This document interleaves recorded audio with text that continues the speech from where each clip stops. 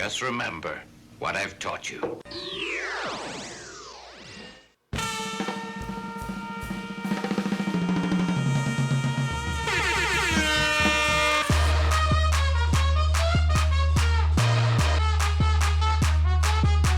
the fuck is that?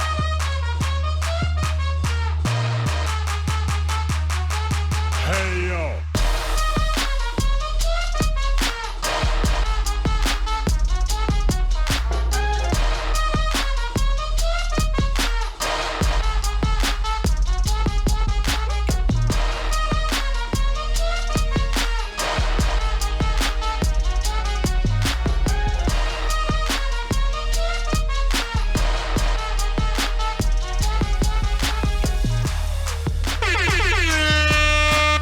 Let's go while we're young. So, yeah, there we go. Look at that. We're slowly kind of sort of coming up with an intro on the fly. I'm pleased. I'm pleased. You know, it's not so bad. We're working out the bugs. The intro, the graphics are happening a little too quickly for my taste, but you know what? It's not the end of the world. Like, it's getting better. It's looking better and better every time. Next on my list, camera, you're on notice. Oh, can't wait for that thing to be replaced because it is starting to look a little grainy. The better I get this thing lit, the worse this thing looks. I wonder if the two things are correlated. But all the same, hi, how are you? It's good to see you. I got to get used to looking here and not just looking there.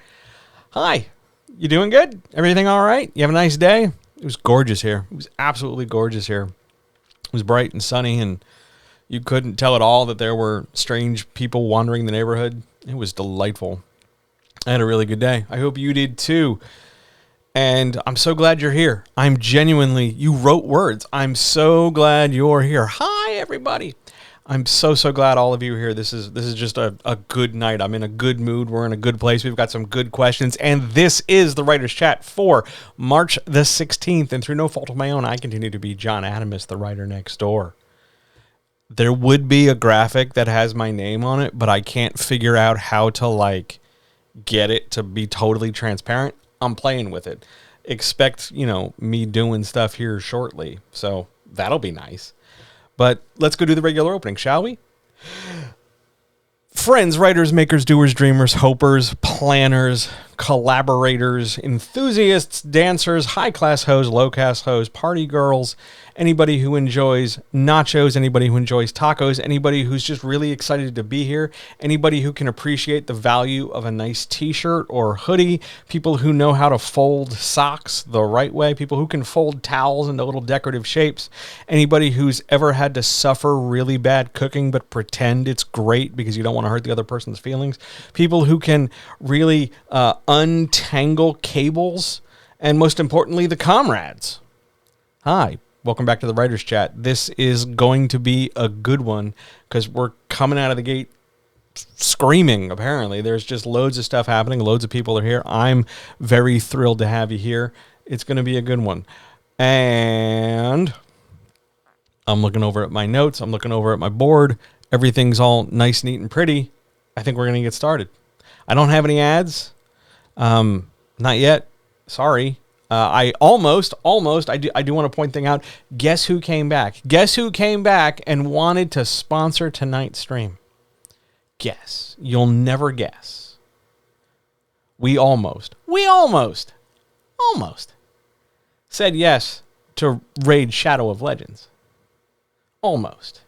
But unfortunately, the amount of money they were offering would not be enough to put gas in my car to fill the tank. So, no. Better luck next time, you guys. Keep trying. Well, I'm still continuing to go after the very lucrative 3M Stenopad advertising market. I would love to be repped by, office supplies. I think I could kill that live read if given a chance. So, for now, fingers crossed, we're going to try and have a good time. Let's get started, though. I hope you're well. I hope you're good. Look, the graphics are in a different spot. I'm working things out. I took your feedback from Monday. I'm pretty pleased. Let's get started. Oh my God, the questions look different too. Man, it's like I spent time on this today or something. This is great. Question number 1, how long should I wait until finishing my first draft before moving on to my second draft? Okay. There was some horse shit on the internet today to kind of make a fuss about this. And I need to make it clear to you that this is not like going swimming after you eat. Nor is this like an urban legend kind of a thing where if you eat gum, it'll live in your gut for 7 years. You can wait as long or as not long as you want. There's no like magic amount of time. Usually what I tell people to do is wait like 2 to 3 days, let everything kind of cool off, let everything settle, and then come back to, take the weekend off essentially and come back to your draft all fired up and ready to go. Some people, you take 10 minutes. Some people, you take a month. It doesn't really matter so long as you do come back. That's the important thing. That's the tricky part. You have to come back. You'd be surprised the number of people who are like, oh my God, I'm going to finish my first draft. Then they finish their first draft and totally freak out because, oh my God, they finished their first draft. Yeah, I know. But here we are. And there's no magic number. Nobody's expecting you to be like, oh, you must wait 41.2 hours. No, there's no one. You wait as long as you want. You do whatever you want. It's totally fine. There's no expectation. Take as long as you want. Personally, you finish a draft, take however long it takes you to have a nice meal. That's always good advice. Great question. Good start. Here we go. Question 2. I do see your question in the chat. We will get to it, I promise. Question 2. I should move that because I didn't count on the light being that bright. Sorry. I'm going to stick that right down here by me. Question 2. What do I need to know about transitioning from fiction writing to poetry? Poetry in the last 30, 45 days has become very extra popular. There have been a couple workshops online. There's a conference going on online, I believe, right now, or it's about to start tomorrow. But poetry is regaining some of the popularity it had in the earlier days of social media. I don't really know what to call it. But everybody cooled off on poetry when the world went to shit in the pandemic. And now, well, we've picked back up. Poetry's coming back. Maybe because people need the hope and joy of poetry back in their lives. But what do you need to know if you're going to go from fiction to poetry? What's different? Well, it's not laid out the same. Fiction by nature is generally longer. It generally has more moving parts and slightly more complexity with some of those moving parts. You don't really unnecessarily get a lot of subtext and exposition in your poetry because you mainly just get into emotions and evocation and then some kind of framework and device. But it doesn't read the same, but it hits those same emotional buttons. So at its core, poetry and fiction writing share a lot of tools and share a lot of familiarity. It's still trying to connect with the reader. It's still trying to connect with that person on an emotional, hey, can you relate to this level? It's still trying to move you. It's still trying to have some kind of, not necessarily a makes you think sort of vibe, but it's definitely trying to come across to get you to feel something and perhaps provoke thought. And it does so in a slightly more abstract, because the structure of poetry is far, far more variable than the structure of fiction. But by and large, the reader is mostly relatable to poetry in the same way that fiction's first-person protagonist can connect with them. You build a bridge right to them and you get them to relate. But so long as you're thinking about this now on an emotional level as opposed to a visual cinematic level, we're no longer watching a movie in our heads. We're now trying to have feelings in our souls. It takes practice. It's going to feel very loose. It's going to feel very imbalanced is the word, John. It feels very imbalanced, and it's going to feel like you're missing huge things because a lot of the comfort structures that you probably came to find in fiction writing, like chapters and paragraph breaks and sections and headings and framework for scenes, is absent in poetry because poems themselves are more, what's the word I want to use? They're more descriptive than they are flat out scenic. But the tools are still the same. You're still trying to reach people. You're still trying to express ideas. You're still trying to take the picture in your head and get it in somebody else's. Only now the picture in your head is more abstract, conceptual, as opposed to clear and visual. Do I think it's worth people giving it a shot? Absolutely. Bad poetry can teach you a lot about how to become a better fiction writer, and good poetry can really help your fiction. It is a very useful but different set of skills. And who knows, maybe you'll find more success as a poet than you do a fiction writer. It happens. There's nothing wrong with that. Maybe you'll find they are two equal but different, rewarding creations for you. Give it a try. It doesn't always have to rhyme, it doesn't always have to be Dr. Seuss, it doesn't always have to be, haikus and limericks. Just give it a try. Grab any book of poetry you can find and see what happens. See what moves you, see what stirs you. Give it a try. It'll help. It'll be good. Great question. Why don't we go to the third? Oh my God, the camera moved. Wow, look at that. Again, I hadn't planned on the light being there. I apologize. We're probably going to end up moving all the questions anyway. Question 3, a technical one. Can a romance novel's love triangle be the B plot if the love story itself is the A plot? And the answer, by and large, is yes, but. And here, follow me on this. I'm going to try and keep this pretty straightforward. The love story generally is going to be two people, right? We're not talking about some kind of love geometry that includes others, because that would make it harder to also describe the love triangle. Though, if you want, we can talk polycule structure and open-ended geometry briefly. But by and large, the way this question is being framed, it's asking, you've got A and B, and that's the love story, whomever they might be, identifying however they are. You've got A and B. That's going to be your main plot, getting them together, getting them to overcome an obstacle, getting them through whatever challenge you're getting them through. If we introduce C, and we suggest that C is now competing with B for A, C is now making this a triangle, the interactions with C can be the subplot. I'm going to try not to use the letters to describe the characters. But you can create subplots, secondary plots, B plots, when you deal with that third character, so long as the scenes and focus and takeaway from that are reduced compared to the interaction with the other primary character in the love dynamic. The problem here comes the but. Generally, in a love triangle, you're creating this idea of unknown tension. It's the, what will the deciding person do? Will they pick this one or will they pick that one? The choice should be difficult, and we should follow the character having that difficult time and follow that character. Let's move that like over here over my forehead.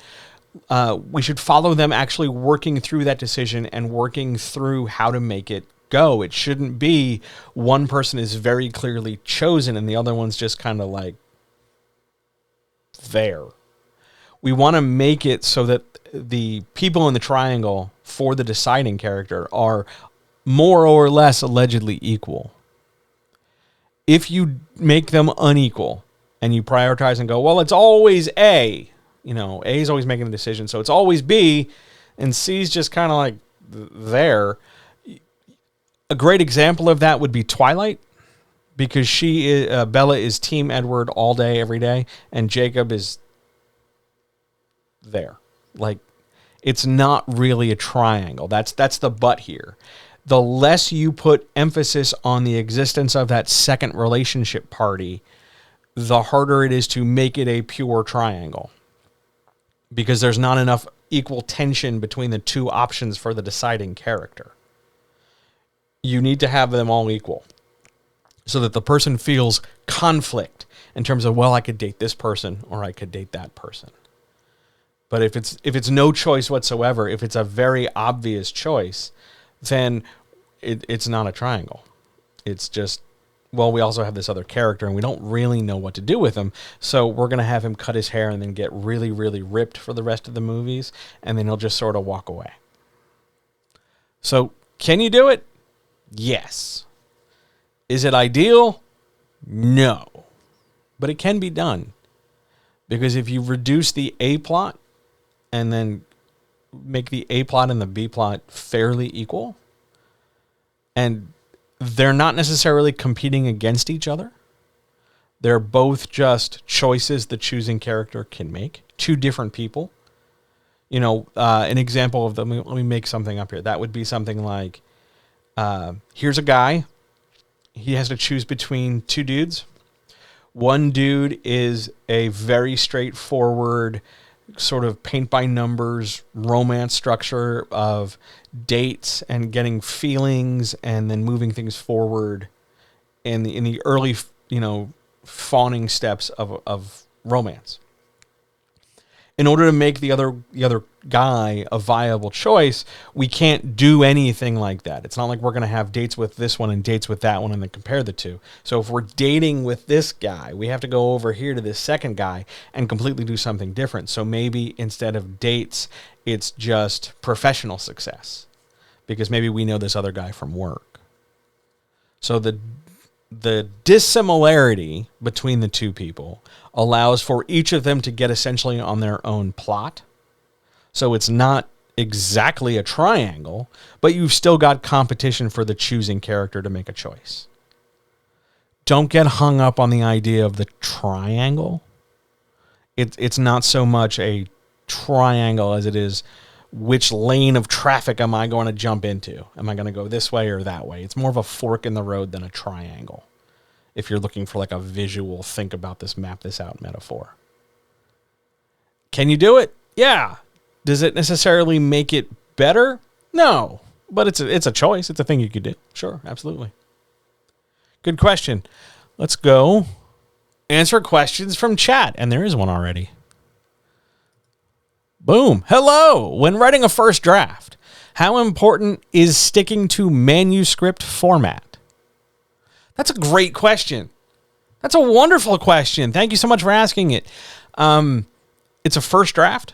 If you're planning on going to a second draft, it's kind of important in the sense that you should try and stick to manuscript format overall as frequently as possible. But if there are parts of the first draft that you don't know yet, like you're going to figure it out in a later draft, and so right now it's just bullet points, or it's just like a paragraph in like parentheses, like, hey, don't forget I got to do this. Eventually, you want the whole manuscript in manuscript format. The draft in which that happens, at least the number of the draft, we'll put it that way, the number of the draft doesn't ultimately matter, so long as eventually, especially as you get nearer to what you think publication will be, whether that's whatever avenue you take. But eventually, the entire thing should be in manuscript format. The longer you... what's the word I want to say? The longer you avoid it intentionally, the harder you're making it for later. You're making it difficult down the road. So that's usually why the advice of most people is, if you're writing a draft, it's in manuscript format, period. Which is pretty sound advice, and it's a good habit to stick in. But there are times and cases where you can skip that. It's not that critical. It is important. You're going to need to do it at some point, so better do it earlier rather than later. But it's a first draft, and nobody's going to see it. So it is not that critical that it is in a manuscript format. Second draft, third draft, and onward, yes, absolutely. Please put those in manuscript format, because they're manuscripts, because you're trying to move forward and get better. And first draft doesn't really do that. The first draft is really more of a scratch pad. You're just scribbling out everything, the idea, and the first draft is just to get the idea out of your brain and onto the page. So what it looks like at that point is less important, so long as it's all there. And then you can put it into format in the second draft, third draft down the road. So not like super critical, unless you're about to tell me like, oh, John, no, I'm opposed to manuscript format. Like it is my foe and will be my mortal enemy forever. Well, then we'll have a different discussion about a different thing. But it's not that critical. You're not going to lose like writer points. You're not going to lose the esteem of whatever group of people. It's just a way of organizing your ideas. Great question. Thank you for asking it. I really appreciate that. Are there any others?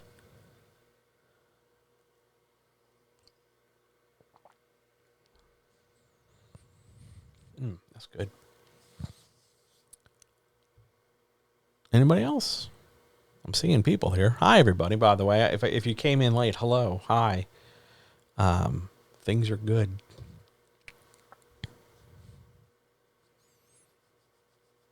I'm still thinking about that first draft question. I got to tell you, I'm still thinking about it because maybe this is me. Hello. Maybe it's me. It wouldn't occur to me to not put a first draft in manuscript format. It's mostly because I would want to see if my idea has legs. I want to see if my idea could work. So I would want to put it into the format that would help it succeed the most. So for me, that's manuscript format from the jump. I want to see if it'll work. No questions, but if you want to talk about first drafts, you totally can. Yeah, all right. Let's talk about first drafts for a minute. Hang on, let's go back over here to the main. What is manuscript format? All right. Well, let's kill two birds with one stone. Why are you over here? You should be over there. What is manuscript format? We're going to do that first, then we'll talk about first drafts. Manuscript format, by and large, is pretty straightforward. Double spaced. Usually at least a 12-point serif or sans serif font. No windings, no like party face, no papyrus, just like a nice, usually it's Courier Prime, Helvetica, Arial, something like that. Times New Roman, Garamond, Calibri, something like that. You know, the basic default font that would pop open when you pop open a word processor. Double spaced. Usually standard, what are called standard document margins, which are just whatever the margins are when you turn on Word.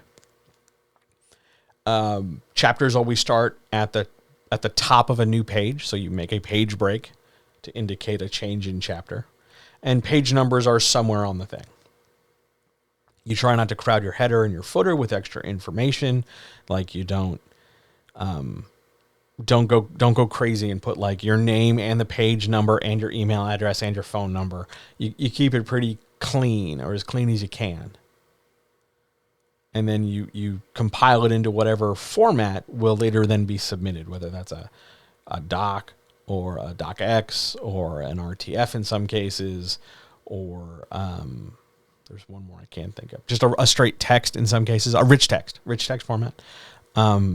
There's loads of like text-based things, but that's going to strip some of the formatting out.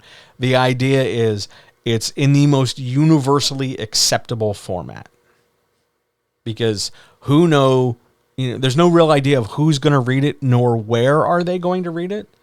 Maybe they'll end up reading it on their phone. Maybe they'll end up taking it on their laptop, and their laptop's got a smaller monitor than their monitor at their desktop. Maybe they're going to read it on their iPad in their busy house with a million things going on. Who knows? You're never really sure, nor do you know the exact person who's going to read it. It could be an intern. It could be somebody with 10 years experience. It could be somebody who, is 3 days from retirement. Who knows? So you want to create as universal a reading experience for whomever ends up being the reader. That's what manuscript format is. Paragraphs, sentences, punctuation, grammar, all that stuff helps reinforce it. In a first draft, your job, like we talked about, is just to get the idea out of your head as much as is possible.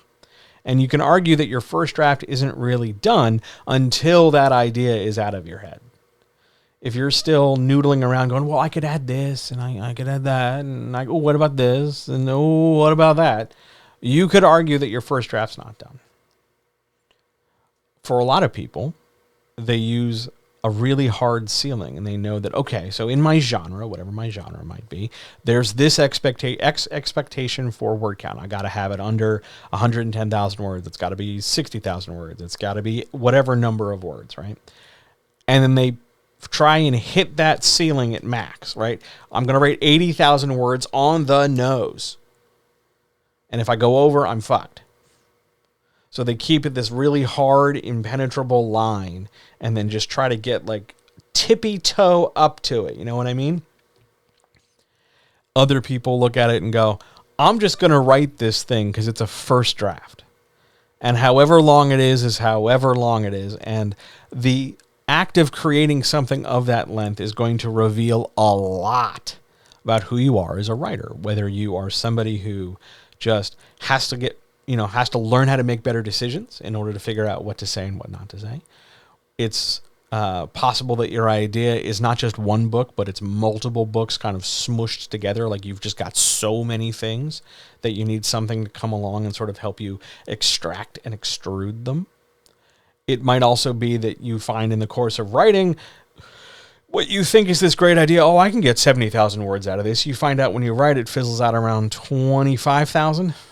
Like you're just not sure what happens. So you, for whatever reason, stop writing or take a break. And if you come back at all or never come back, you learn you learn a lot about your discipline and your setup in that particular way. But overall, first drafts are just there to get the idea down. See if it has legs. See if it works. See if it makes sense and matches once you translate it from the thing that lives in your imagination to the thing on the page.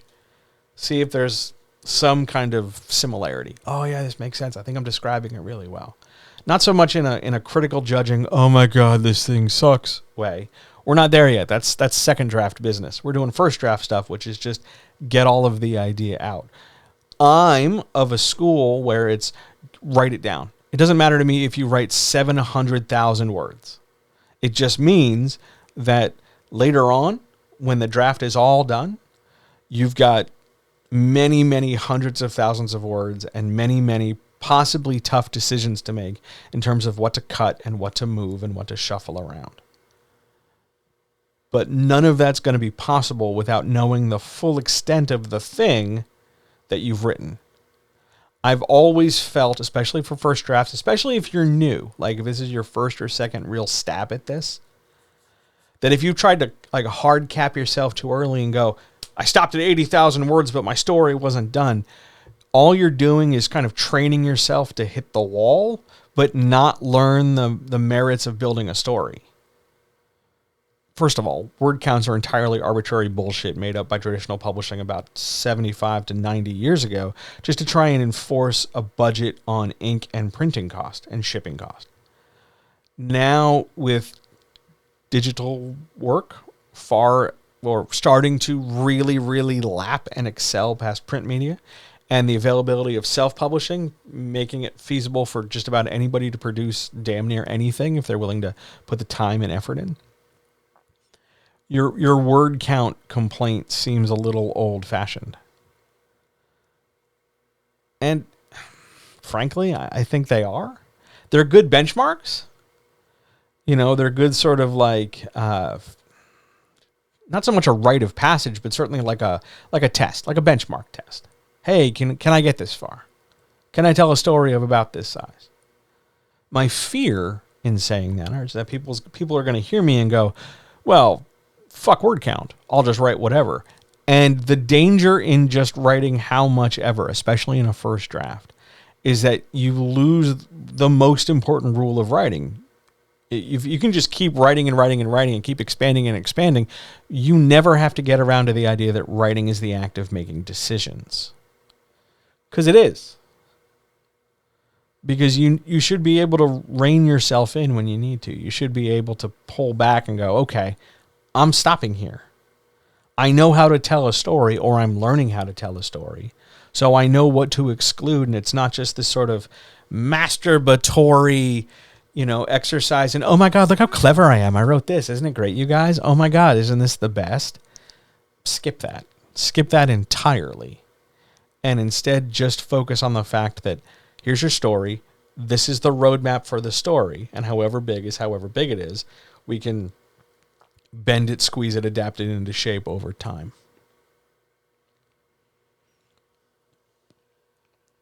I'm moving the camera so that I can at least look in the same direction at the screen because it's starting to bug me. So hang on, everybody. We're going on a little movement. Hey, look at that. We moved. Ta-da!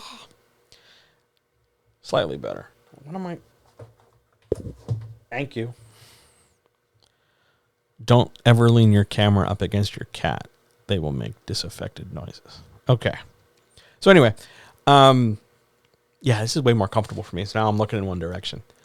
The important thing about a first draft is that it's going to suck. You're going to dislike parts of it. You're going to swear up and down to a million times you can write it better. You're going to feel like some parts are really weak and disjointed. Some parts need more expansion. You're going to... It's fine. And that's all fine. That's all super totally fine. There's nothing wrong with that. You can absolutely rewrite the hell out of it. It's just a first draft. The point, the goal, the idea is to just get the idea on the page. You would be, maybe you wouldn't be surprised at the number of people who absolutely positively suck at swearing up and down, oh, I'm totally doing it. They're not doing it. There's no. Just finish it and then see what you've made. Then see what all the pieces are. But get all the pieces out. You know, you've got your jigsaw puzzle, dump the whole thing out and then start assembling the puzzle. Don't try to assemble the puzzle in the box. Dump the whole thing out. Dump the whole thing out. And then work with it. You can't do that until you got all the pieces out. So just get in the habit of writing the whole thing in your first draft. Don't worry about word count. Don't worry about chapter structure. You know, obviously use paragraphs and pages to help organize your ideas so you're not writing some like massive wall of text. Make it easy to read for yourself as well as somebody else. But don't get bogged down in this first draft must be perfect, because it doesn't. It does not need to be perfect. It just needs to be a first draft. I hope that answers the question, gives it a little bit more clarity. I hope the format question is also pretty clear. There are, within publishing, there are some elements of variation with that. There are some traditional publishers who will specify, hey, we like this font, or hey, we like the font this size, or please set your margins this way or that way. Those are in submission guidelines. They're usually found on the website, or you can find them by tweeting or asking, writing an email, hey, what are your submission guidelines? Most everybody makes them available. They're probably either straight on a website or they're available as a download where you can click a link and get a thing. But they're as standard as publishing can make a thing. Let's put it that way. But everybody's still going to have their own little, like, we like our page numbers on the upper right corner. We like our page numbers centered on the bottom. These are all hills they're willing to die on. It's just a page number. Just have one, and everything will be fine. Good questions. Shall we move on?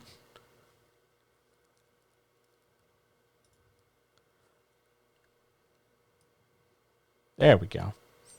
Question number 4. A book marketing question. I love when these show up. I wish I had more book marketing questions, frankly. Question number 4. What's one marketing thing I could be doing that I'm probably not doing? Yeah, here you go. Because here's one I didn't do until really I started wiring the computer. I used to very seldom express outward vocal gratitude. I was too embarrassed. I was too if I tell everybody how happy I am that they're here, or if I'm really honestly, genuinely thankful, or if I'm just, really pleased with myself and my work, and I say something about it, it's going to be weird, and I don't want to be weird. It's not weird. It's not weird. Look, right here. Look. Let me make this go away. No, go away, damn it. No, not double up. Sorry. There. Look. You are allowed to be happy and proud of your work. And you are allowed to use that enthusiasm, that excitement, that joy, that pleasure in your marketing. Marketing does not only and always have to be this sort of like carnival barker, car salesman, weird telemarketer kind of vibe. You can just tell people that you're excited to do a thing and share a thing because you made a thing and it was super cool and you think they'll dig it. It's not juvenile or amateur or bad. You're allowed to be enthusiastic. Now, as to how big and enthusiastic you can be, that's a gray area. Some people, you can't always go to 11. Sometimes you got to modulate it a little bit. But by and large, you are still allowed to be enthusiastic. It does not always have to be like, here is my template for my tweet. I will write this and fill in the blanks, and then we will sell things. Like, it can be that. You can absolutely do that. There's plenty of those scripts and fast track ways that more or less kind of work, but they're also the same thing that we see from a billion different people. I've talked about this before, like in 3-line GIF format, which is what you see in newsletters. 3-line GIF format is a marketing strategy where in a newsletter or in email, there are 3 single space lines, line 1, line 2, line 3. Then a GIF. Usually it's a GIF to reinforce the emotion from the second and third lines. Example would be something like, hi, person name, oh my God, you're never going to believe what I just messed up. And then a GIF of somebody like, dramatically messing something up or throwing papers in the air or in some other way conveying that feeling. And then a short paragraph and then a longer paragraph, probably with one call to action and one link. That is the current popular go-to marketing template for newsletters. Everybody's doing it. It's boring as shit, but everybody's doing it. What we're not really doing, and what we should be doing, and I can tell you that I've started doing it, and it feels weird, but it also kind of works. Just be happy about things. Oh man, you guys, it's Wednesday night. You know what that means? There's a chat. This is going to be amazing. Let's go. Can't wait. This is great. Super happy that you're here. Thanks so much for being here. Thanks for asking your questions. You're allowed to be enthusiastic. You're allowed to tell people you're having a good time. You're allowed to talk about your good time over the course of whatever it is you're doing. It's really okay. You can do that. It's just fine. Other than that, if you want another one, if that one was a little too abstract, you want something crunchier, you are probably not mapping out the best times for you to do things. And if possible, using any available scheduling stuff you have. For instance, I try and get all my promotional stuff done or out at times that are palindromic. So for instance, on Wednesday mornings, my promo tweet to announce that there's a chat tonight is always at 9:09. And then I try to retweet it somewhere between like 11:30 and 2:30. And then I usually try and put together, thank you so much for following. Then I try to put together one more tweet like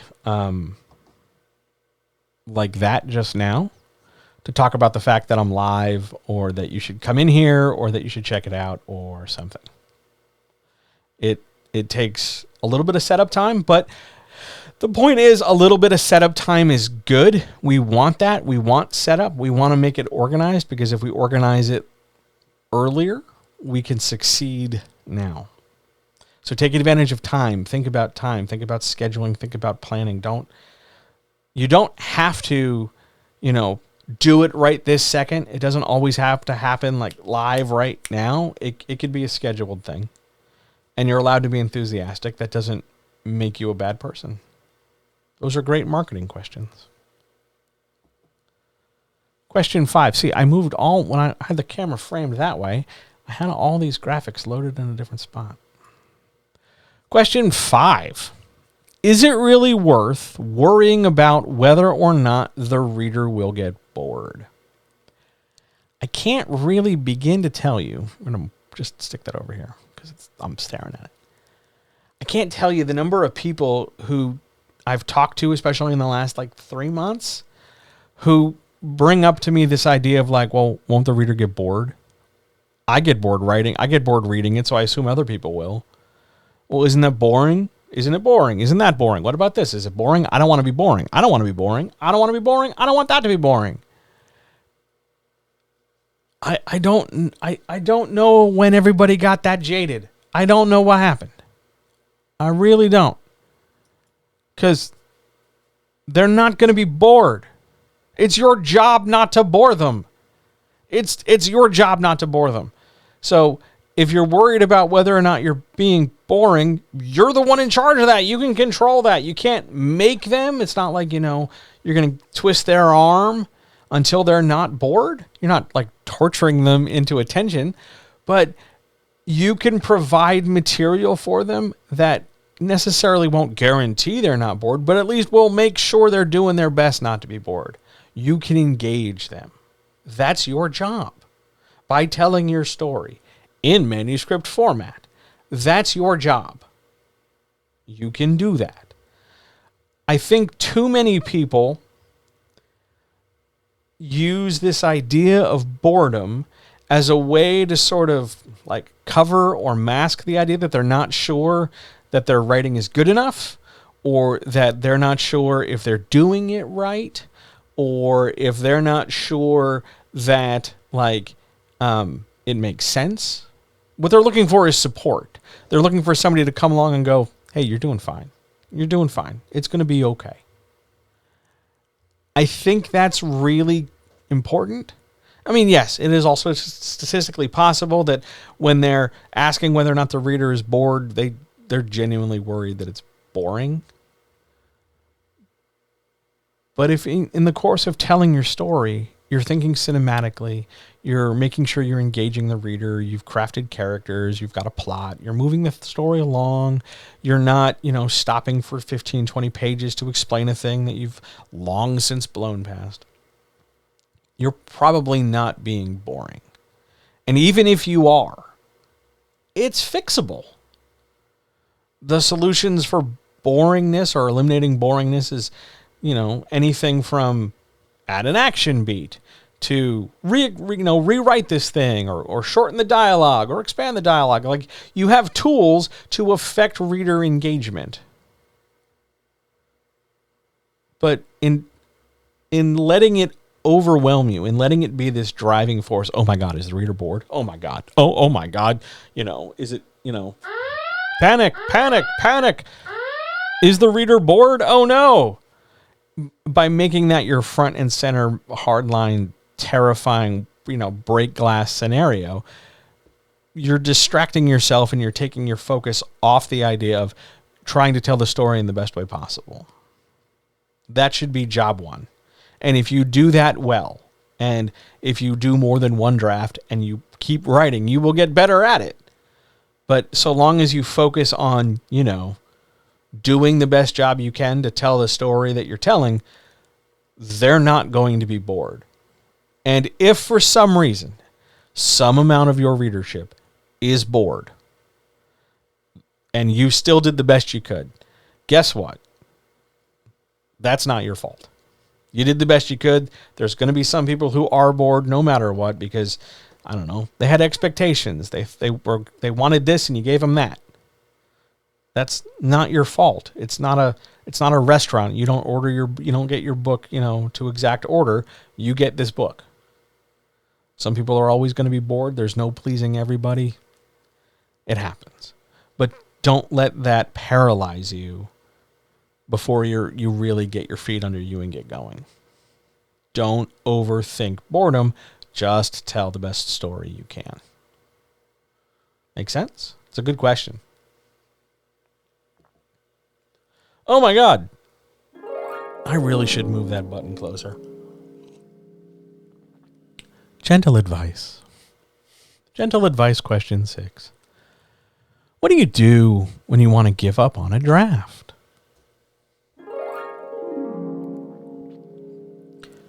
Well, you can give up on a draft if you want.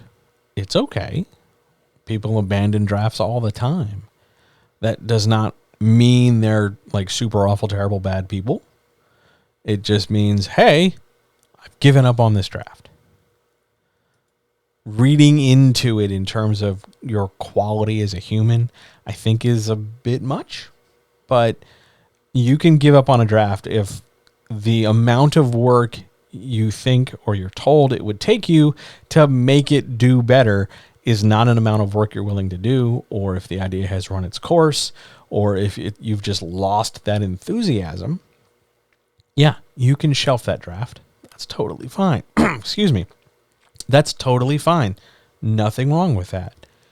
The problem comes in when it becomes sort of like a constant pattern. You find yourself giving up on draft after draft, no matter the idea. We have idea number one, and you did it for a while, and then you gave up. We had idea number two, and we had that for a while, and then you gave up. We had idea number three, and we had that for a while, and then you gave up. Over and over and over and over. That's not a career. That's a really active hobby. You have a hobby in quitting. Like you're getting good at being quitting. You're getting good at being a quitter. Thumbs up. That's for some people that's a big deal. There are going to be times in the writing process where you are going to have to write things that are less fun than other things you've written.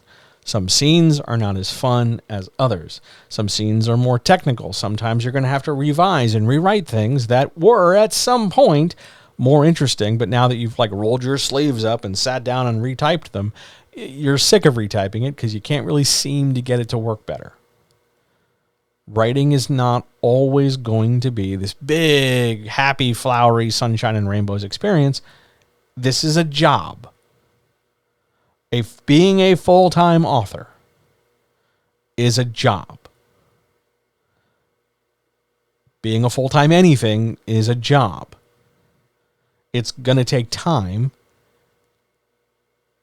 Learning to finish, learning to stick your butt in the chair and stick with the work and follow through with the idea even though you don't like it. Learning that when you get stuck, you got to figure out, well, why am I getting stuck? Why do I always seem to stall out after 25,000 words? Is it because I haven't thought my idea through, or is it because I just have this expectation or this fear that if I don't quit now, I'm going to be committed to something, which you're not. But figure out what's making you constantly give up if giving up is your pattern, and try and challenge that. You might need some help with that. You might need to go talk to somebody, another writer, of some friends, some beta readers, a professional, I don't know. You might have to talk to another human is what I'm saying. And if so, go talk to them. You want to come talk to me? You can totally come talk to me. That's fine. I'd be more than happy to talk to you. But you can talk to people about it. You don't have to keep giving up. Granted, I'm talking about if this is like a pattern. You've done this more than twice. But one and done, I'm not really feeling this idea. I tried. It kind of stalled out after I wrote one scene. It was just a cool scene. It was not a book. It wasn't a plot. It was missing some stuff. And that's all fine. There's nothing wrong with that. You can give up however many times you want, as many things as you want, so long as you actually go do the things you want to do. Eventually, you're going to have to sit down and finish something. Eventually, you're going to have to sit down and push past the fear or hesitation or self-doubt or self-loathing or fear of rejection or fear of success or fear of failure or whatever. You're going to have to go past that and keep going and keep trying. Because otherwise, you'll never get to that point you keep saying you want. If you keep giving up, you're just making it harder to get that career where you don't have to work another job and your writing pays the bills. You're making it harder to get there. I don't know how else to describe it to you. But sometimes when it's time to give up and you want to give up, give up. But there are other times where you want to give up and you shouldn't. Part of that comes from age. Part of that comes from experience. Part of that comes from just recognizing why you want to give up and then doing something about it. Great question.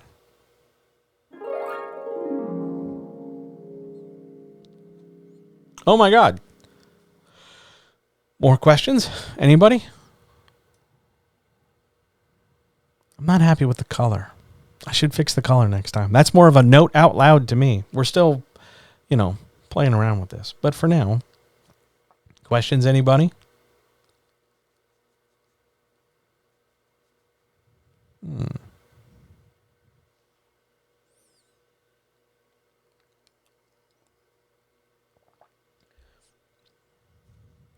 Yo, absolutely. You're very, very super welcome. You are super welcome for that last one.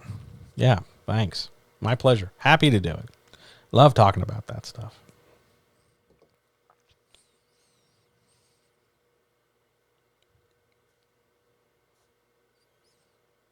Okay, we're gonna take a moment here. We're gonna have like a moment.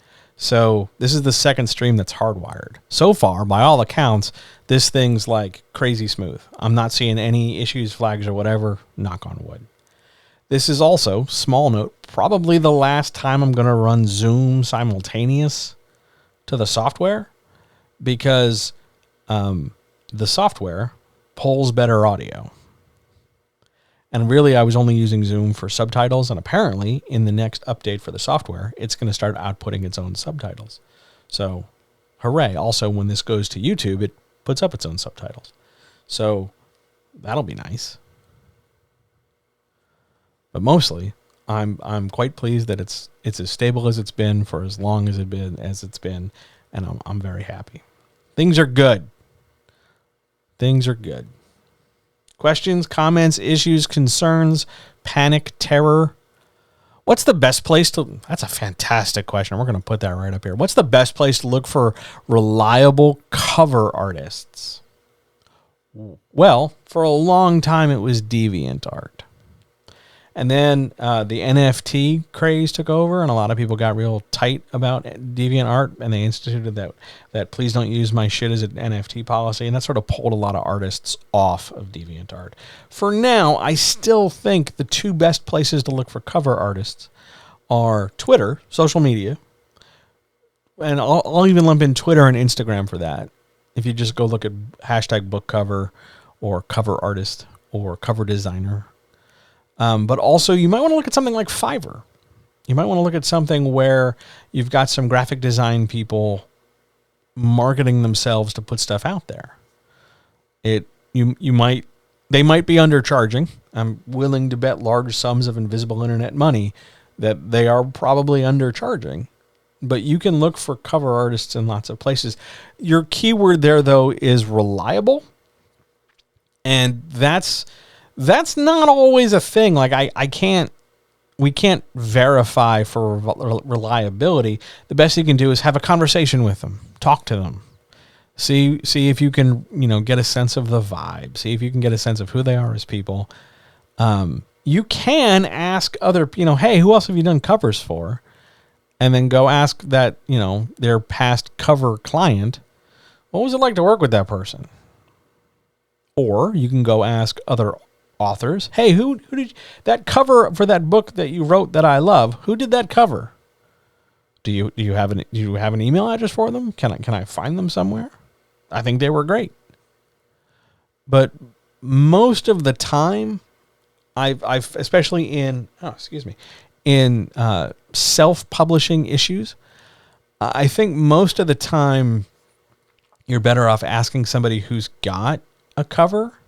And if they're happy with their artist and go forward from there. I've always had better success with word of mouth than like tracking down dedicated artists. I used to when I worked for publishers. It was always my job to like go Google around and find artists, and then find out like, oh yeah, great, but we're booked for 4 years or something. It was frequently frustrating. So the best thing you can do is ask other people. Well, I can't say it's the best, but maybe let's call it the best right now. Is that fair? Can we call it the best right now? The best thing you can do right now is ask people who successfully navigated the cover space and get feedback from them. Twitter, Instagram, Fiverr. I saw somebody spend $400 on a cover. That's cheap, but okay. $400 on a cover and the artist is ghosting them. So I hope they hear this. You hope the person who spent $400 hears this? Well, I hate to tell you this. You know the best way to ensure that they hear this? You tell them about it. It's always going to be the best way. Until I learn how to clip things and create YouTube reels, where apparently in 30 seconds I will like take over the planet or something. Until I sit down and do that, the best thing you can do is always spread the word, right? So tell them. And I'll be more than happy to answer whatever questions they have about covers or cover art, cover artists, contracts, why $400 is cheap. I know it's a lot of money, but still for covers, sometimes it's 500, 600 is not uncommon. But the artist is ghosting them. Imagine it just. I was going to say imagine the face I'm making, but you can see the face I'm making. I'm sorry. That sucks. It's not their fault. And it's not their fault that they picked an artist. Like they didn't know. And it happens. I've worked with plenty of people who have disappeared into the wind, who swore they were going to ride to the end. And apparently the end came pretty damn quick because they're not around anymore. It happens. I'm sorry. I hope they have a contract. I hope they're able to get like a kill fee in there or legal action. Something. Good question. Shall we move on? Let us move on. Question 7. A technical one. I'm going to move you down here. How do I write a political thriller? Oh, okay. You're going to take some notes for this one. Ready? Here we go. Political thrillers come in a lot of different flavors. So let's assume we're going to write what's called a binary political thriller, which is usually framed as somebody, the protagonist, discovers a secret or problem that the antagonist does not want revealed. Maybe that's a murder, maybe that's a crime, maybe that's a threat, maybe that's the shocking truth that they're all vampires. Who knows? It could be there, but there's some unknown thing, right? There's some unknown element, and the protagonist has either intentionally or otherwise, and we're going to talk about the separation in a minute, but intentionally or otherwise come across it or discovered it. If it's intentional in a political thriller, you have what's called an open political thriller because they set out to do a thing and it's known. It's out in the open, at least for the protagonist's knowledge. I saw the future political candidate murder that person, and now I'm running for my life. If it's unintentional, if it's accidental, it's called an accidental thriller. Because now I'm running for my life and I don't necessarily know why. Oh, wait, I have a moment of realization. It must be because I watched that political candidate murder that person. The thrill in a political thriller has to do with the opportunity for conflict to later happen. It's about developing and maintaining the tension to let that build. Like a roller coaster. Chug, chug, chug, chug, chug, chug, chug, chug, chug. Up the track until it reaches the top of the hill and then it whooshes down. The political thriller has a couple different flavors. It can be, what's the word? I'm going to say legitimate, but that's not right. It can be typical political parties. It can be political on a greater scale, like political groups, not necessarily political parties, but like, you know, all the nobles at court for this people and all the nobles for court for those people. It can have politics in it. That can make it a political thriller. But it can also be political in terms of expectation. So political thrillers don't necessarily have to have explicit politics in them, but there can be the expectation that if this problem is not resolved, if the bad guy gets away with it, if the good guy is harmed or killed before they can do something to follow through on the plot, then the expectation is that for politics, whether that's, you know, the president of a country will get away with something, or there will be a nuclear war, or there will be a big problem, or everybody's going to run out of cheese. Who knows? But it's the expectation that down the road, if we don't deal with the plot, there's going to be a problem. What this does is create a vacuum that the protagonist taking action must fill. The protagonist has to always be going forward, has to be moving. I don't mean moving like changing location, though that is a frequent interpretation, but the protagonist always has to be doing stuff.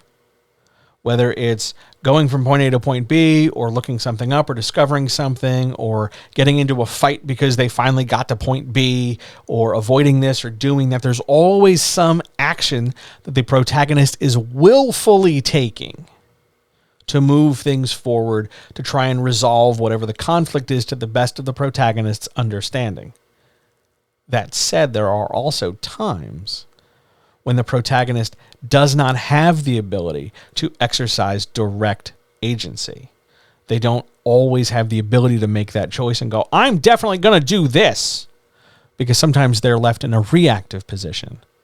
You know, they stumbled their way. They're trying to find clues to figure out who did the murder, and they stumble into a place where now they've been, seized and locked in another room. They didn't mean to. They didn't sit down and go, I'm going to get locked in a room. It just happened to them rather than them making it happen. That reaction, that reactivity, that passive agency is going to increase stakes because well, now how are they going to solve the murder if they've been locked in this room? Oh no. Anytime when possible in a thriller, particularly in a political thriller, you want to either raise the stakes or sustain the stakes. Meaning we want to make things harder or keep them at this level. We very rarely want to lower them. If we're going to lower them, it's because the thing that immediately follows that drop is a much higher increase. Here's an example. So earlier this week for Patreon, I talked about the movie War Games. War Games is a movie from the 80s where a kid plays a computer in a giant game of global thermonuclear war, almost starts World War III. And at the end of the movie, they play tic-tac-toe, and then the computer learns that nuclear war is bad. Not to spoil the movie from 1983 for you. But in the course of this story, as we get through most of the climax, all of a sudden there's this moment where it seems like the good guys won. Everybody's relieved. Oh, whew, we've stopped the war. We've stopped the computer. Hooray! Here, have a party horn. Hooray! The problem is that immediately after that lull, we spike even higher. Because now the computer's like, well, screw this. I still want to shoot the missiles. So now we're doubling down even faster as the computer figures out, the computer still wants to win. So then they have to go play tic-tac-toe.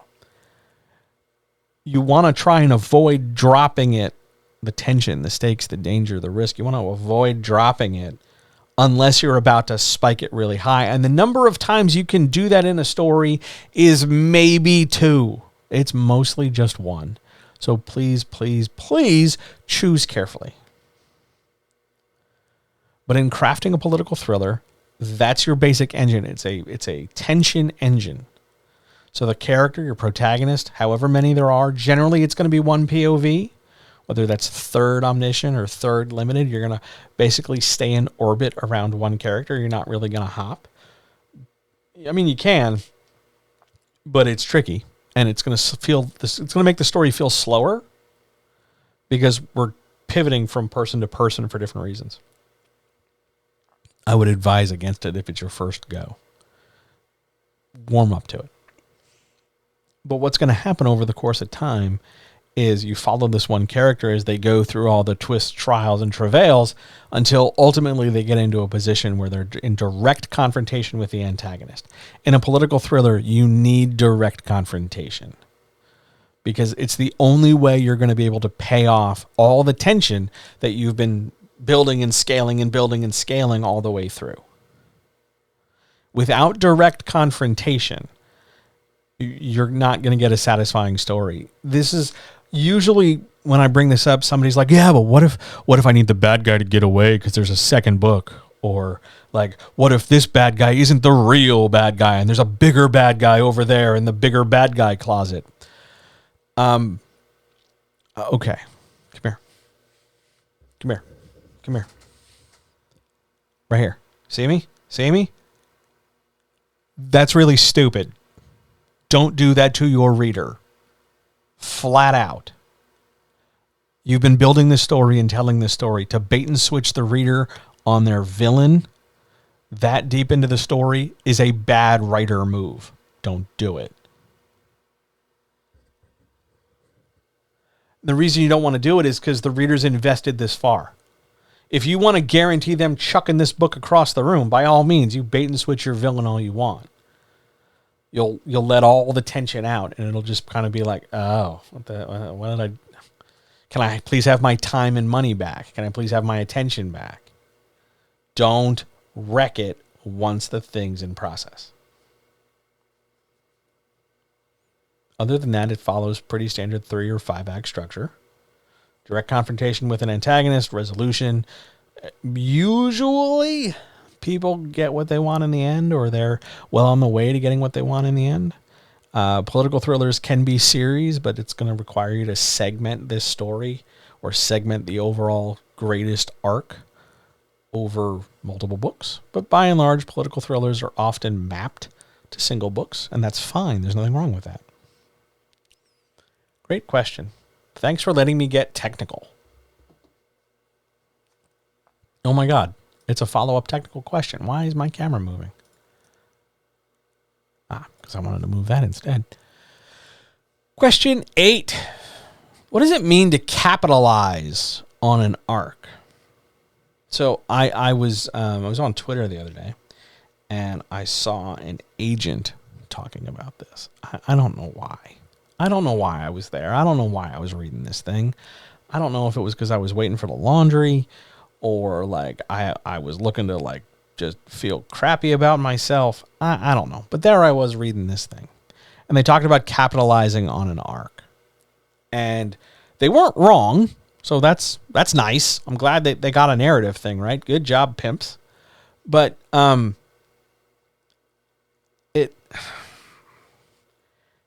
it's not a big deal.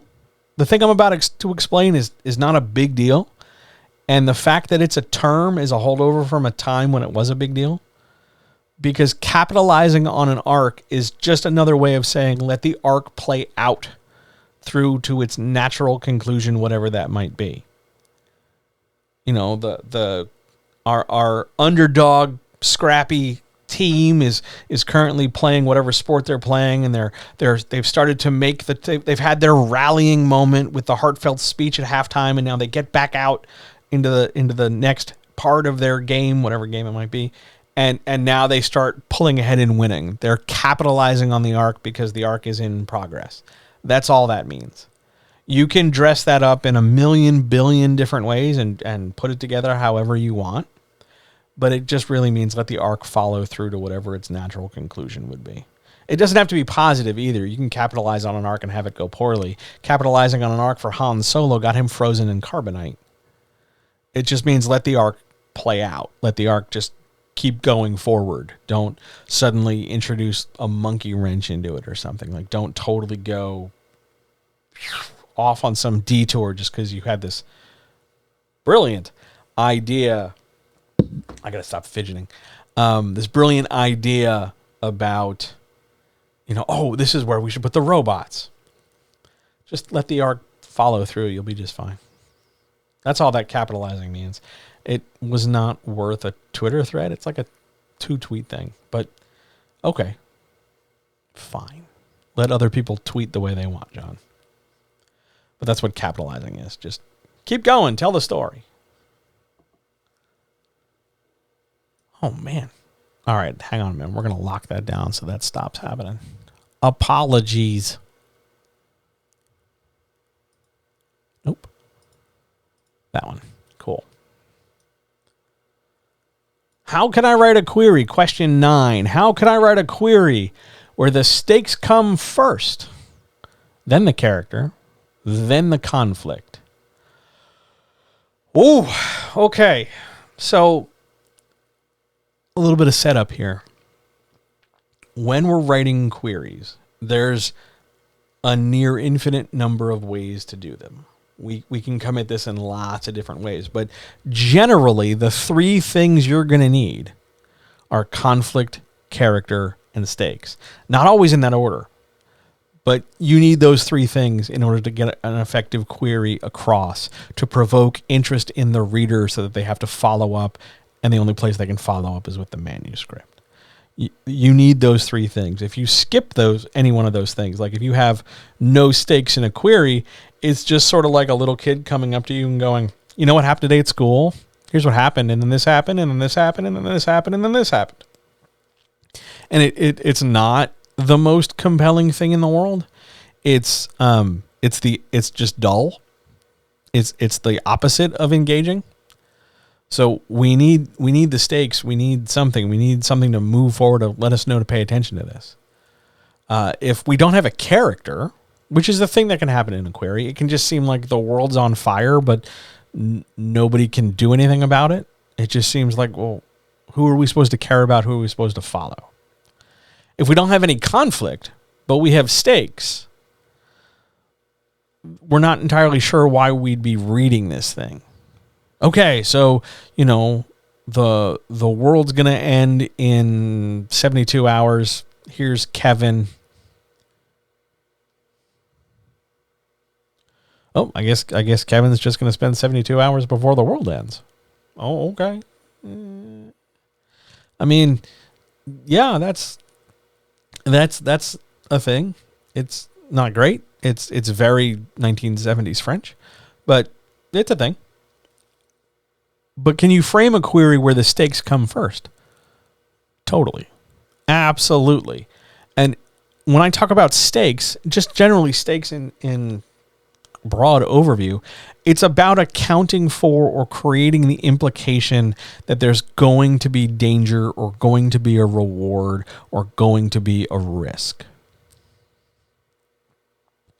And it often makes sense to park those stakes up front and then bring character, because it naturally goes together that if here's a thing, we're now going to talk about the second part, or first thing, stakes, second thing, character.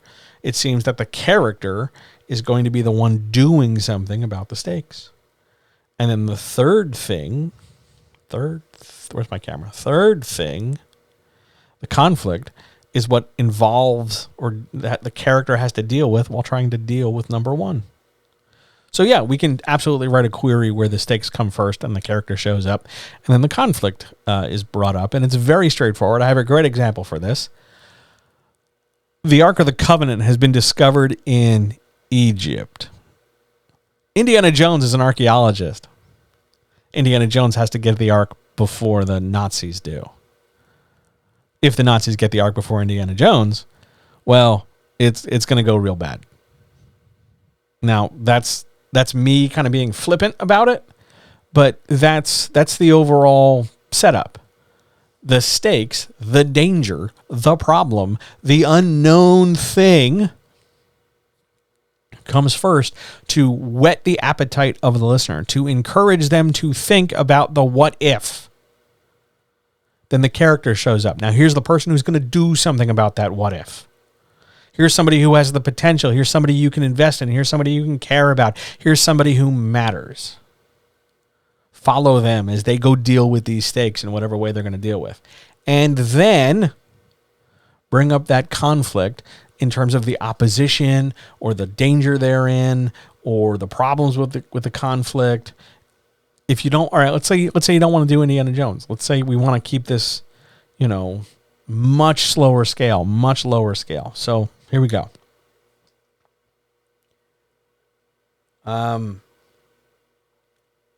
Dating in the time of a pandemic is difficult. Marcy is just now discovering exactly how hard it is to be locked up for 2.5 years with a man who she realizes is probably pretending to be a superhero at night.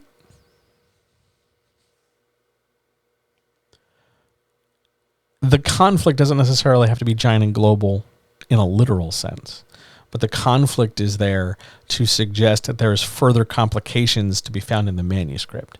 The character is there for the reader to connect to. The stakes are there to sort of set an overall tone. You can absolutely query that.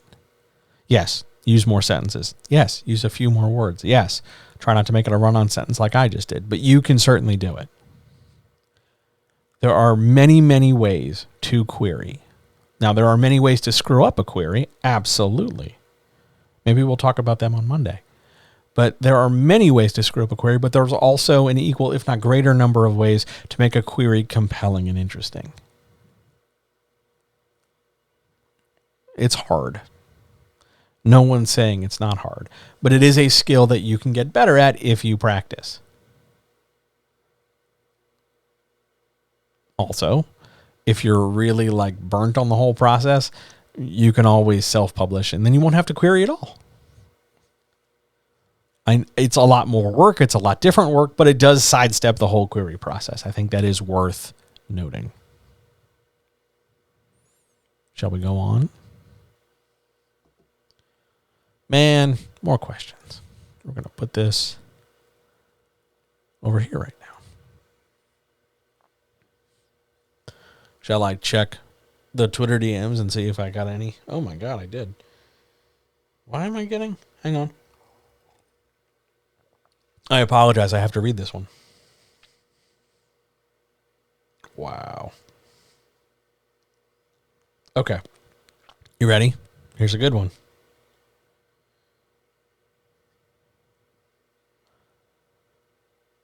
Is it really bad? Oh boy. Any question that starts that way is great. Is it really bad if in the middle of my action scene I interrupted to start a smaller action scene? See this face? Yes. Yes. Failing to close the loop in one scene by interrupting it with a second loop. So starting an action scene, two people arguing, let's say, and then breaking it up with, oh my God, a car chase breaks out, suggests on some level to the reader, hey, that first thing we talked about doesn't matter anymore. Skip it. File it away. Throw it out. Because this new thing is the new exciting thing. And if we wrap up the car chase and then go back to the argument, it's going to make it feel like the car chase wasn't that important. Now, if we're playing this for laughs, we're playing this for comedy, sure, absolutely. Fun, haha, ho ho, hee hee. But if you're trying to write this seriously, yes. Interrupting one action beat with another action beat, they're not nesting dolls. Like we don't layer them inside one another. It's not beats all the way down. Finish a beat, move on to the next. It's an organizational problem. You can organize your way out of it. You could also have organized to not get in it in the first place, but that's probably a different question for a different chat. Any other questions? Any other things? Other people, etc.?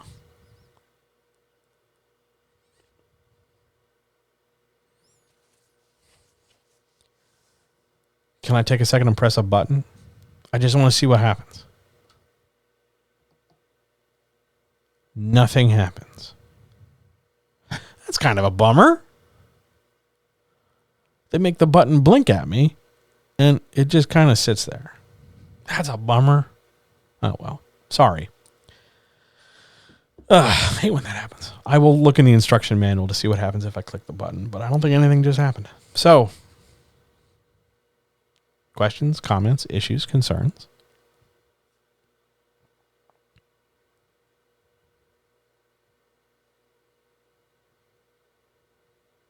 All right. On we go.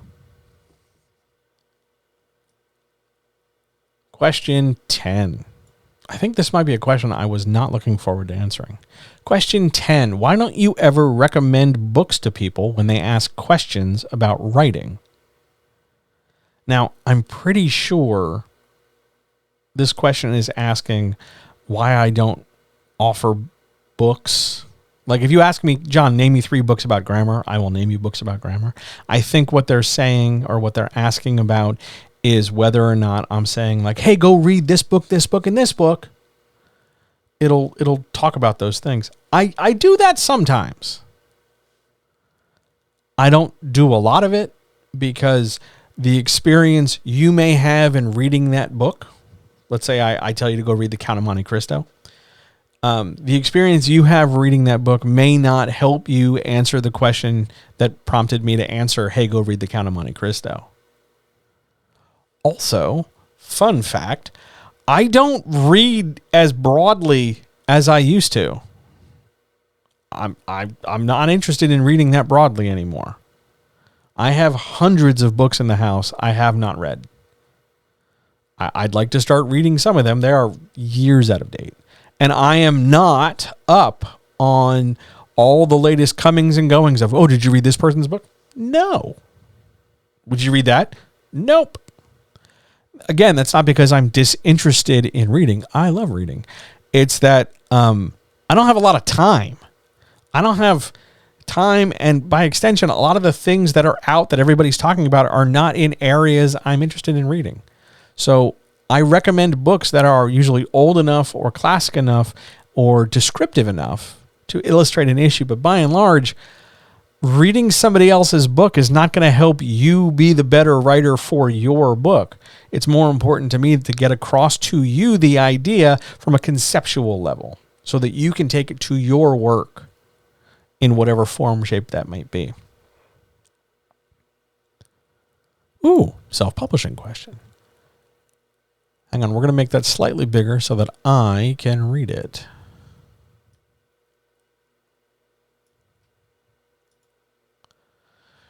Say you are self-publishing with conventions coming back, they are coming back, and you want to set up a table to sell your book. How do you go about getting paperbacks to sell?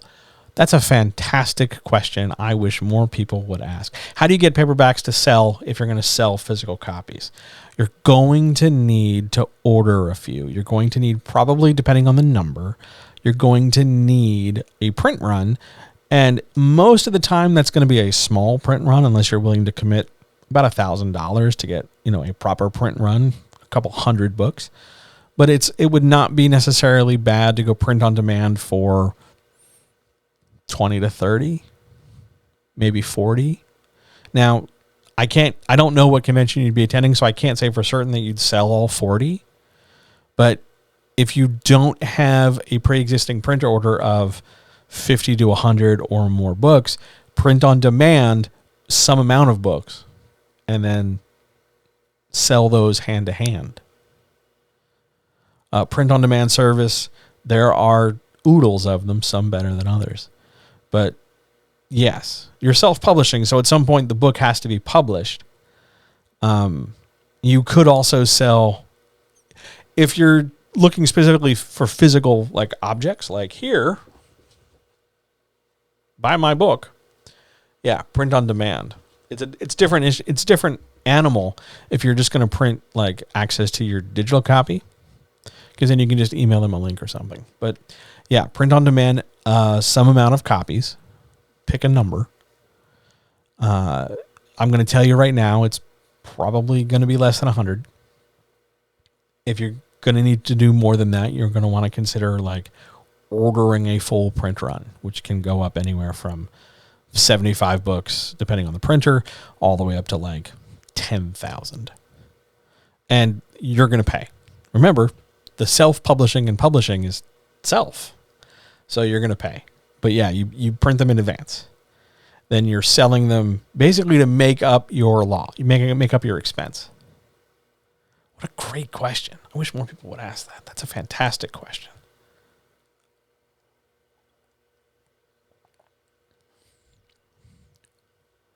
I'm tempted.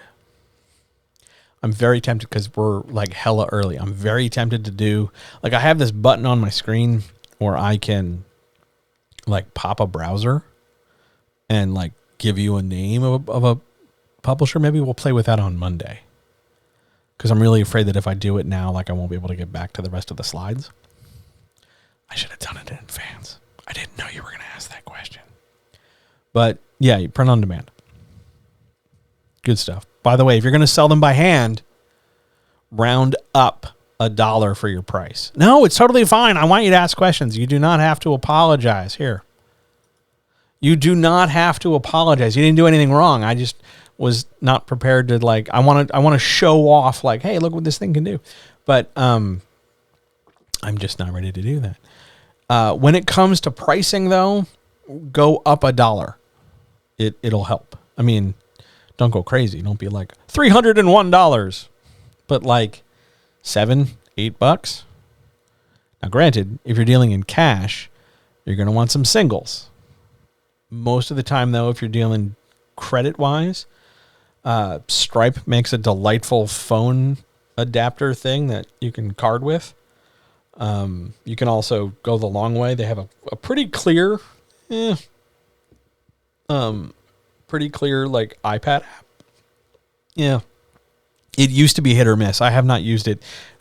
My old phone, I used it and it was okay. I'm sure it's improved by now. But yeah, you're going to sell by hand, but you're going to print them first. What would you do if you have your book already up on Amazon?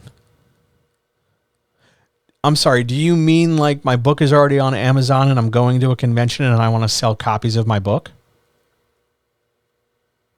If your book's already up, I would get some author copies. Okay, yeah. I would get some author copies.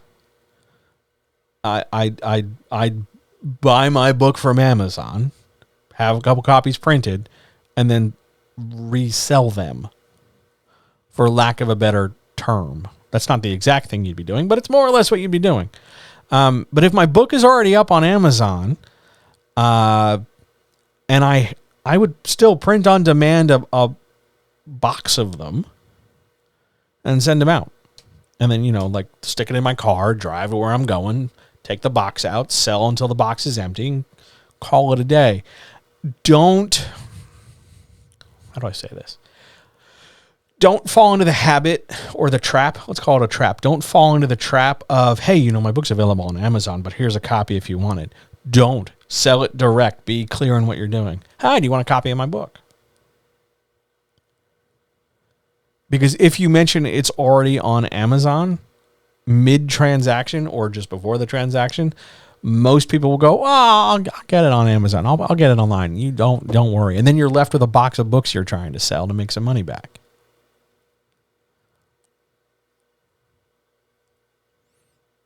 There is an argument to be made that maybe the book you sell by hand should not be the book that's available on Amazon.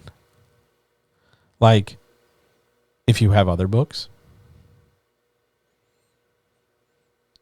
That's more of a subjective thing than a declarative professional opinion. But yeah, print on demand, sell by hand, the old-fashioned way. Bring hand sanitizer. Don't touch the money with the same hand that holds the book. All the usual hand-to-hand tricks apply. Good question. Great question.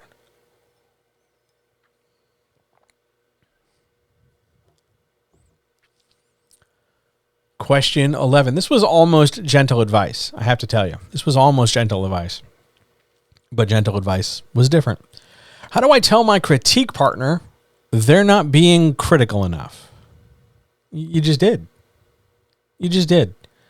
Hey, critique partner. Hi. How you doing? Hey, buddy. What's going on? I love the critique you're giving. It's great. You can go harder if you need to. You probably should. I would like it if you could do me a favor with this next go around, this next go through of feedback, hammer it. Really, come at me. Give me something more. So I'm trying to you don't want to frame it on them. You want to frame it on you so that you don't make it sound like you're yelling at them. I'm trying to toughen up here. We're getting into this world of publishing, man. It's real hard. It's I don't know what it's going to be like. I don't think I'm ready for those 1-star reviews. You know what I'm saying? So this next go around, could you kick my ass a little? Is that cool? I love you. You're great. I think I can take it because, you're my friend. Just come on. Just for once. Come at me, bro. And go from there. I think that's probably that's how I would do it. You will likely sound different than me because you're not me. But you can just tell them, hey, you can go harder if you need to. Now they might go, yeah, I know. Then you follow up with, I'm going to need you to go harder because you're not going to hurt my feelings. But I think we're at a point in this back and forth critique partner relationship where going a little harder, a bit more frequently, could do us both some good. So I'm ready for it. You don't have to be, but I'm ready for you to go harder if you need to. If you're ready, let's go. We'll both do it. And we're in this together, back to back, old chum. But I would like for you to push a little bit, push me a little harder, and let's see what happens. I'm not going to be mad. You can tell me it sucks. You can give me a 1 star. But go harder. I can take it. Let's go. I think that's honestly all it takes. I know that's scary because there's some kind of implied confrontation there. There's some kind of implicit sense of hey, I'm going to speak to you about a thing that's, bothering me. But it doesn't have to be this sort of call you out on the carpet thing or, make you stand at attention while I lecture you sort of thing. It can just be two people with a mutual goal working together, communicating about that mutual goal. If your critique partner isn't being critical enough, and a critique partner should be critical, not pedantic, not obtuse, but actually critical, questioning you as to why things are the way they are, how they are the way they are, what you're trying to say, what you're trying to mean, why this is the way that it is, and why this thing is the way that it is here as opposed to over there. It can be harder. It can go tougher. If your critique partner is not doing that, they're not helping you. They're just filling time. They're patting you on the head. Now, there's not entirely anything wrong with being patted on the head, but if you're trying to get better at receiving or giving feedback, or you're trying to have a better writing experience, you got to understand that sometimes you're going to have part of this writing experience be tough.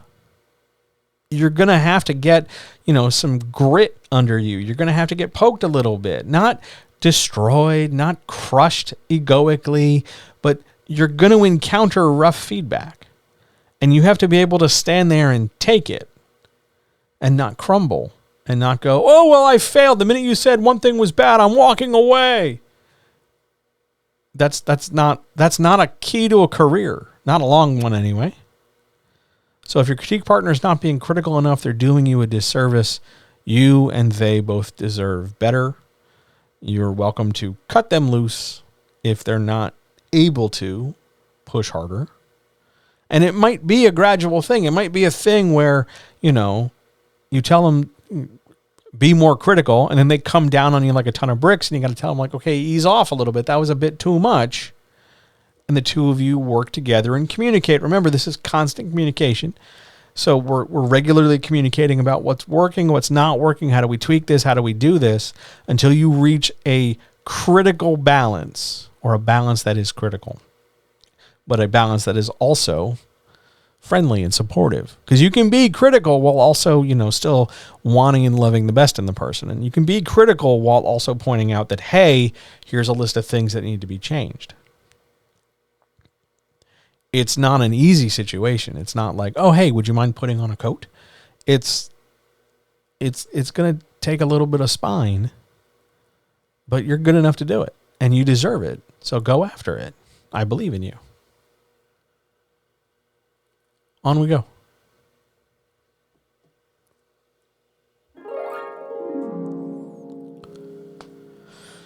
Oof.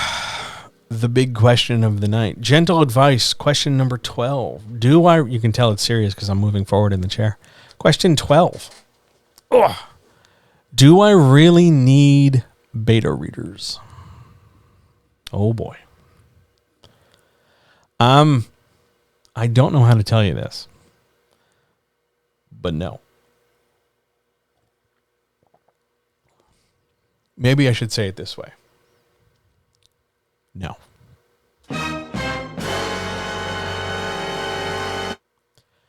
Beta readers are great when they work well, when they show up, when they do their job. And specifically their job is acting as a reader, reading your work as a frontline before consumer readers read it. They're not your editor. You know who's your editor? Your editor is your editor. They're not your marketing department. You know who's your marketing department? You are. You wrote the book. They can later help broadcast the things you're producing. They can help support you in these efforts, but don't exploit them and don't rely on them to the exclusion of other things.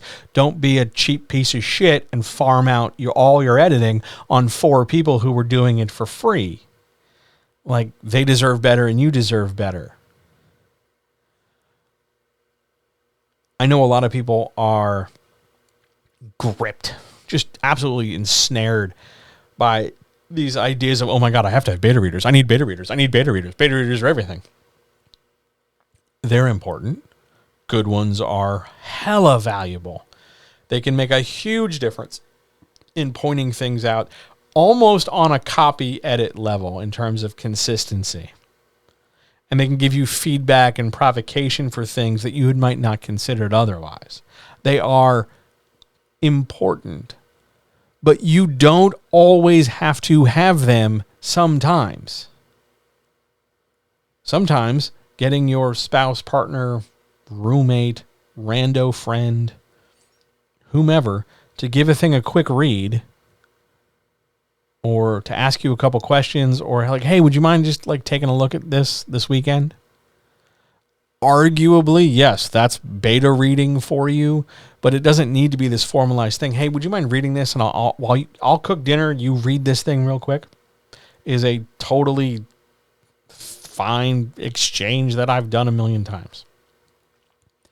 But in terms of needing them, because I talk to a lot of writers who swear up and down, I need beta readers. I need beta readers. Where are the beta readers? Where's the beta reader tree? I have to shake it and get beta readers to fall out. They talk about these things as if their absence is somehow going to reveal some kind of profound failing, or the absence of them reveals that you shouldn't have been writing in the first place or something, and that's just fucking stupid. Like that's just not how that works.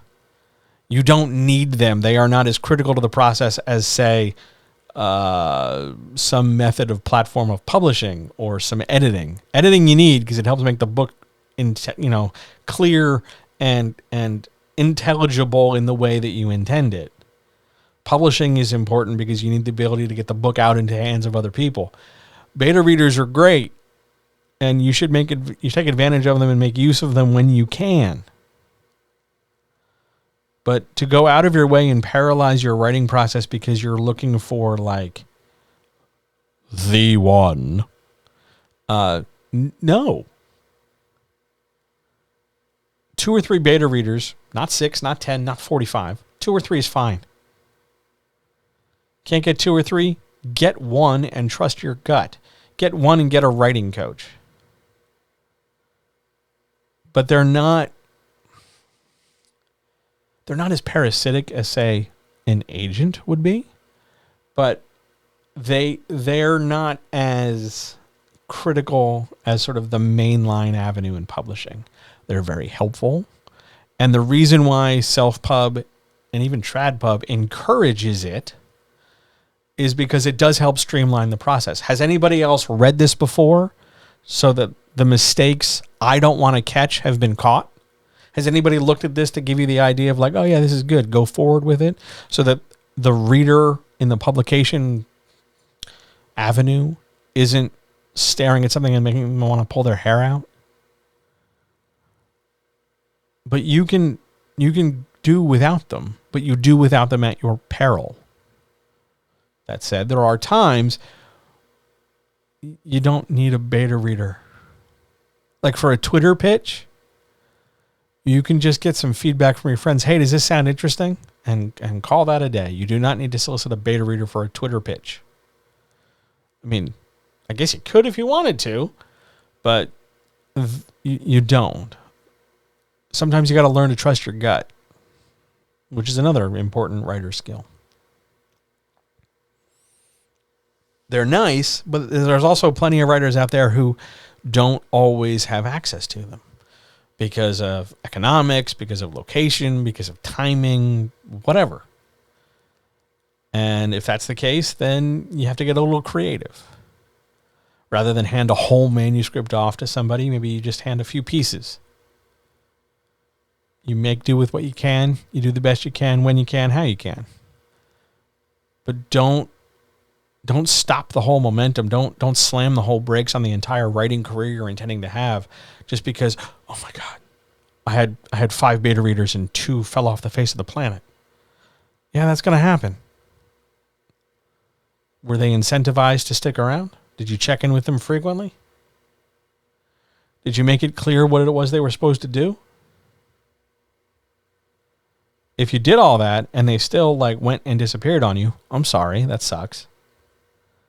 But if you didn't do that, if you didn't give them some kind of clear directive, if you didn't tell them, hey, here's a Google form with these questions, I would, help me answer these because I'm trying to do a better job. If you didn't check in and go, hey, how's that going? If you didn't incentivize them, hey, you do this, here's $50 or $65, or I'm going to make you lunch, or, you want to go watch Spider-Man together or something, incentivize it and you'll get a better response. There's no guarantee though. There's no guarantee for anything, but you can always make it the best you can. So do the best you can with it. Just don't let it slam the brakes on everything. I worry that too many writers are like, I need beta readers, and until then everything stops. No, not a thing. Don't need it happen. Not a thing. Just keep going. Great questions. Great questions.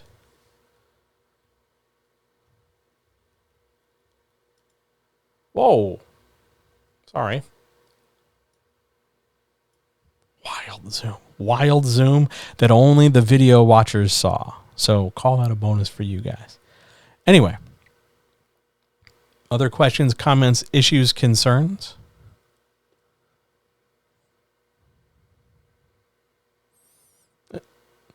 What kind of tea? Tonight I'm working my way through. I'm working my way through hibiscus. It's delicious. Oh man. Can I get some gentle advice? How do I keep myself on the path and move forward with my writing goals when it feels like everything else is getting in the way? Job. It's frustrating knowing that I can get from A to B, but the other stuff wants me in C, D, and E, F first. Absolutely, you can get some gentle advice. Here.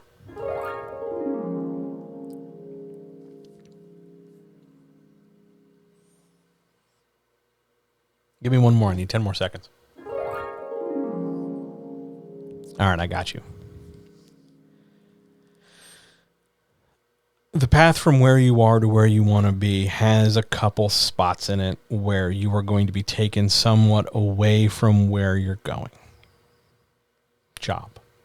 It's a necessary evil until we grab our hammers, comrades, and fix the things that needs fixing and introduce some people to the walls that they need introducing to. But since that's not this stream and we're not there right now, the point is that there are going to be times in this process as we're getting from A, where you started, to B, freedom and independence and the ability to write undisturbed, unperturbed, without issue. The ability to write without issue. That path seems linear because we know it is A and B, but it's not linear. We're going to have detours all the time. There's going to be C, D, E, F, G, Q, double Q, and umlaut, all different kinds of stuff. And it's completely and totally okay to be frustrated. Absolutely okay to be frustrated at all the detours that seem to be taking you away from what you thought was just A to B. It wasn't ever really B. It was A to Z. And all this other stuff in the way, all over the place, complicates things. You're always on the path. So long as you're writing, even if you're writing the least frequently and the least number of words possible, so long as you're writing, so long as you're putting everything together as best you can when you can, not to like super levels of production, but just something, even if it's 10 words on your phone during a bathroom break. Though, side note, I did learn about something called time theft this week, where like a company gets really mad about how people use their time even though they're employed by it's a capitalist thing. I was mind boggled by it because time is a made up construct. So of course capitalism is going to try to argue that somebody's stealing it. But you carve out the time you can and the goal and progress to the goal you can when you can. So sometimes that's just 10 words and it's the best you can do. And yeah, I know everybody wishes they could do more. I wish I could stream 4 hours a day every day. I don't have it in me. 2 hours, even an hour and 47 minutes is a lot. There's only so much time and I got a lot of other stuff going on. It's not easy. And you have a lot of stuff going on and it's not easy. That's not a knock on you. It's not like you're not good enough or you're failing just because there's other stuff. There's just stuff. But so long as you make progress on the goal, be it an inch or a mile or a league or a fathom is depth, league, distance, all progress is progress and all progress is good. It's frustrating. Of course it's frustrating. Because if it wasn't frustrating, you wouldn't have asked the question. But yeah, are you making progress? Not, are you making enough progress, or are you happy with the progress you're making, but are you making progress? I can't help but think about Shawshank Redemption at this moment. And I know. You can roll your eyes out there if you're watching. That's fine. But tunneling your way through a wall, tunneling your way to freedom, before we can even get a chance to go break down a sewer pipe and crawl through some fecal matter, we got to like deal with the dirt and debris from the wall. And we can only do that a handful at a time. But it's every night, every time, chip. Or that Doctor Who episode, probably the best episode of I think it's Heaven Sent.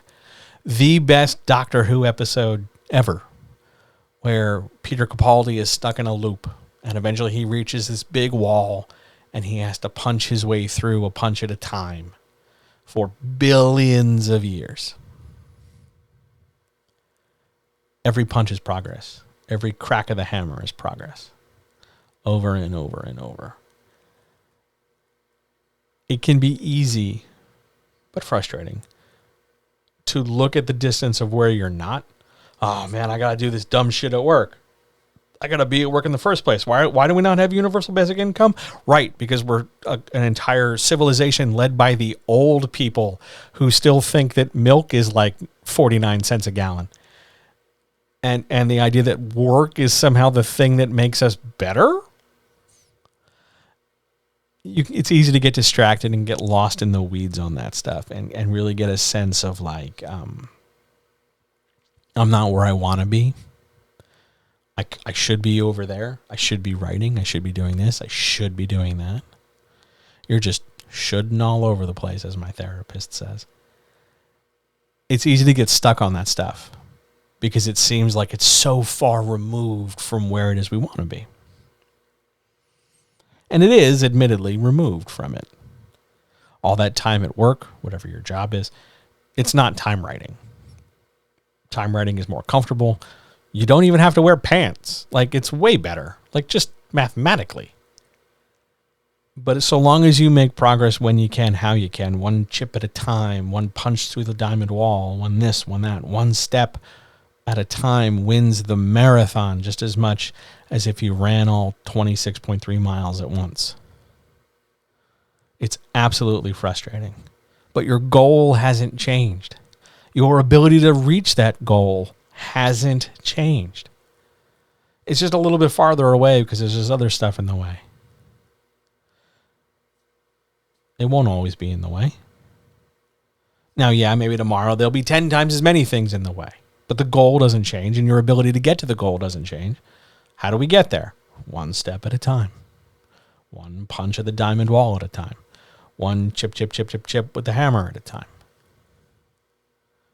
You're on the path. You're on the path till you quit. It doesn't sound from your question like you're quitting. So it's not like you got off the path. Just because you're not making daily, hourly progress doesn't mean you're off the path.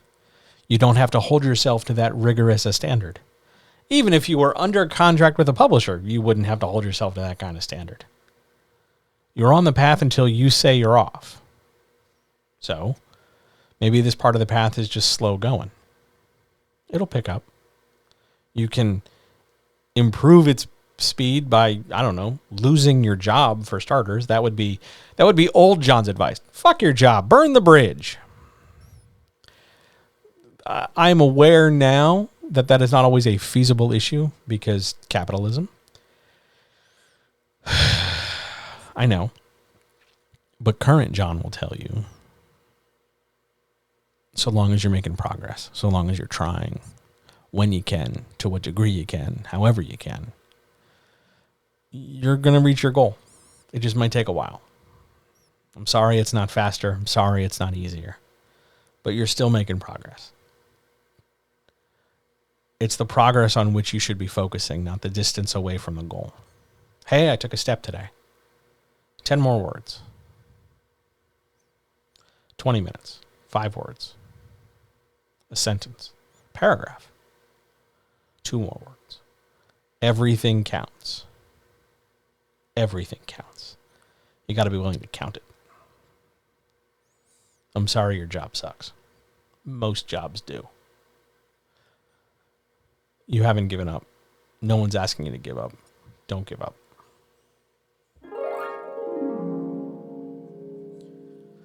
How was that for gentle advice? As I go back to my hibiscus tea. That stuff's banging, by the way. If you ever get a chance, get some hibiscus. It's like eating a flower bouquet. But it's like good for your liver and stuff. Pretty rad. Shall we get out of here? Any other questions, issues, comments, concerns? Did you notice, chat people, that like there's a bot saying stuff and doing stuff now? I got the bot working. I'm very pleased. I still don't have a functional notification system. Sometimes it works, sometimes it doesn't, but we're working on it. I'm pretty sure I know what the problem is. I think I have it set but hidden. We'll deal with that next week. Maybe there will be a Friday evening thing where I dick around and see if I can make stuff work. I don't know yet. Depends on like how crazy my day gets. But for now, here we are. Moving our march forward. Slow progress. One step at a time. Little by little. Just like the gentle advice question.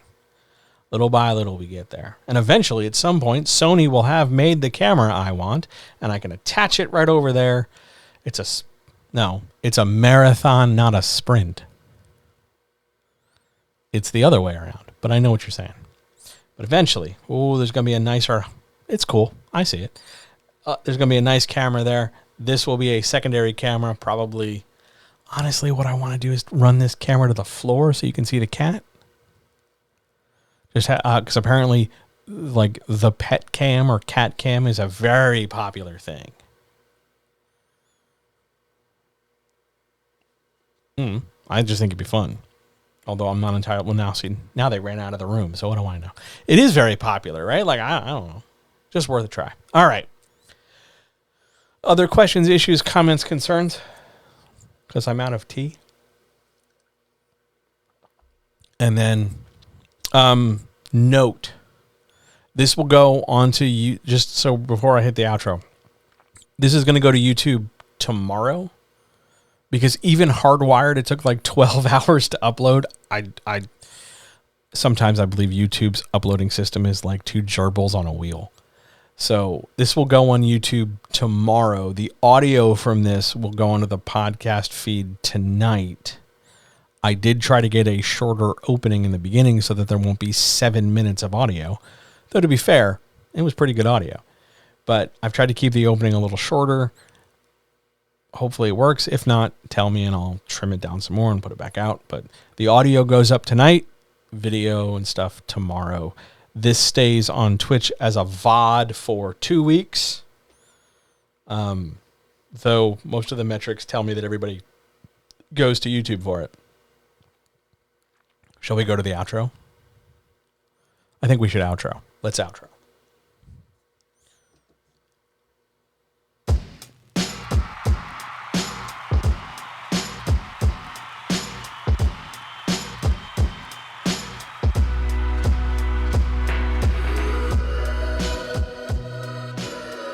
Oh, man.